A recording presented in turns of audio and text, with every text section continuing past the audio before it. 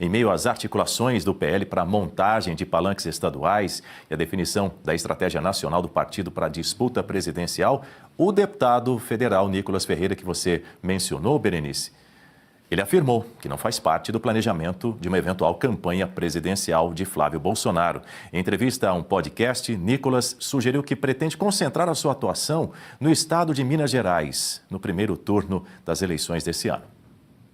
Para mim é um desafio, assim, gigantesco que o Flávio, que foi escolhido pelo Bolsonaro, vai enfrentar, cara. Eu não sei qual que é a... Eu não estou fazendo parte da construção do planejamento de campanha. Espero ter, enfim, né, uma reunião para a gente alinhar e ver como eu posso colaborar com o projeto da melhor forma possível, né? Mas eu realmente não sei, assim, como fazer, cara, sendo bem sincero. Mais uma vez, eu tenho 29 anos apenas, fui vereador, sou 3 anos deputado federal, e as pessoas precisam compreender que eu tenho um limite de atuação, assim, de poder. E muitas pessoas acham que eu tenho um poder além do normal. Segundo ponto. Por que eu enfatizei que eu sou deputado federal por Minas Gerais? Porque esta campanha de agora presidencial, primeiro, eu não estou fazendo parte da formação, do planejamento da campanha presidencial, porque eu sei o que esses caras vão fazer. Que é, a Magnífica não deu certo porque o Nicolas não apoiou como deveria.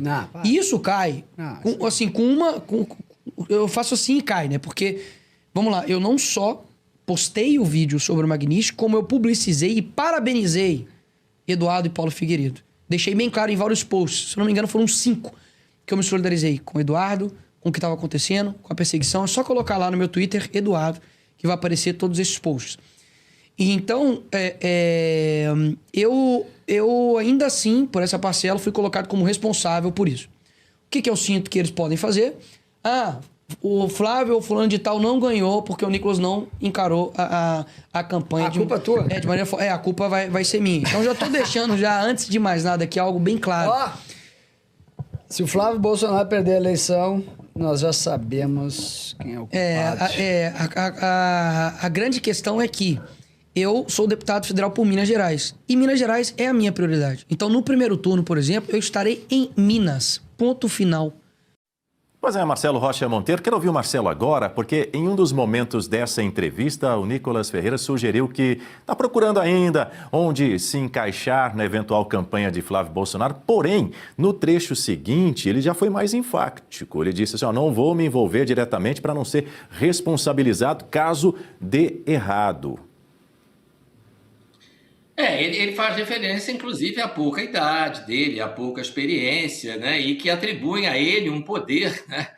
Quase milagroso que ele, evidentemente, não tem, né? Mas ele deixa claro que, embora ele não faça parte do comitê de campanha, ele diz, naquele primeiro momento, que ele pretende ainda se reunir com as pessoas que estão organizando a campanha, né? Que essa é uma tarefa que está sendo comandada pelo Rogério Marinho, que, aliás, eu queria abrir um parênteses aqui para dizer que eu acompanho a carreira do Rogério Marinho. Desde o tempo que ele era deputado federal, eu considero o Rogério Marinho um dos melhores parlamentares que esse país tem, né? Pela inteligência, pela seriedade, pelo conhecimento, e é muito bom saber que ele está à frente desse planejamento de campanha. Então, o Nicolas não se sente ainda com experiência suficiente para isso, mas eu tenho certeza que ele vai se integrar à campanha. Ele tem que cuidar da reeleição dele também, né? É isso que ele quer dizer. Foi assim que eu interpretei essa parte final, quando a minha prioridade no primeiro turno é Minas Gerais. Né? Por quê? Porque eu tenho que me reeleger deputado, senão eu saio da cena política, né? Ninguém quer que o Nicolas saia da Câmara dos Deputados. Então, nesse primeiro momento, ele tem que cuidar da reeleição dele. É assim que as coisas funcionam, né? O político precisa se eleger, precisa se reeleger, precisa se preocupar com a sua própria eleição. E no segundo turno, aí sim, ele não tem mais essa preocupação, já estará reeleito, se Deus quiser, e poderá se concentrar 100% na campanha do Flávio Bolsonaro. Deixa eu só dizer que eu acompanho a relatora, a Berenice. Eu voto no Zema para vice, viu? Eu voto no Zema porque o Zema ele tem um histórico de enfrentamento do PT que eu acho que vai ser muito bom para essa campanha presidencial, né, para ele poder contar para o Brasil, os mineiros já sabem, mas contar para o resto do Brasil o que ele encontrou em Minas Gerais, quando ele se elegeu governador pela primeira vez, o cenário devastador, né, do Estado causado por uma administração, né, do senhor Fernando Pimentel, que muita gente se espanta dele estar solto até hoje, que foi uma combinação, aquela fórmula que a gente conhece do PT, né? A combinação da incompetência com a corrupção. Então, vai ser muito interessante, eu já ouvi o Zema falando sobre isso, né? É muito interessante essa mensagem que ele tem para passar pelo país. O que o PT fez com o Estado dele, né? E como é que ele enfrentou isso, né? E conseguiu reerguer Minas Gerais, que estava em ruínas. Acho que o Zema é uma boa escolha. Eu acho que ele tem batido mais no Supremo do que, por exemplo, a Tereza Cristina, né? Eu tenho ouvido declarações do Zema contra o autoritarismo do Supremo, as ilegalidades cometidas pelo Supremo, né?